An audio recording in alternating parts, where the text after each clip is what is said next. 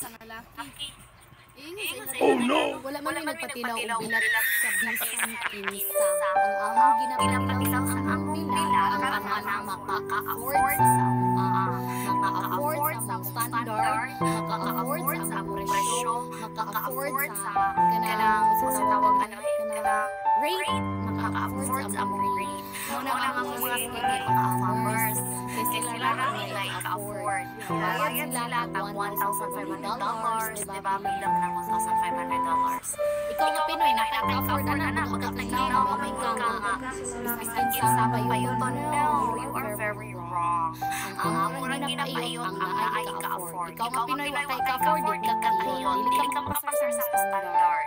Kaya mahal kaayo ang bilat. Mahal ang bilat, wakay ka-afford. Mo nang ang suki, mga ama, kahit sila ang maka-afford sa bilat. Kung mga gwapa ni bayran ng 50, pag-judi ha, kasi ikaw na yung 150 ka.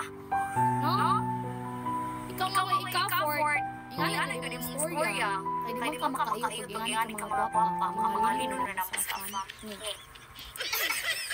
Pero bisag Pinoy ka, okay raman kay naaman ni dibuhat niya. Sana naman kanang paliwagan. Oh, paliwagan. Nagpapaluwagan sa mimag. Down payment lang ka og 10,000 and then ang monthly 5,000 medalay ng monthly. Pwede na minimum doon. Ana lang siya no kanang mas hindi na nang magkasinabot ta ninyo kay paliwagan kami bilat. So, down payment ra ka.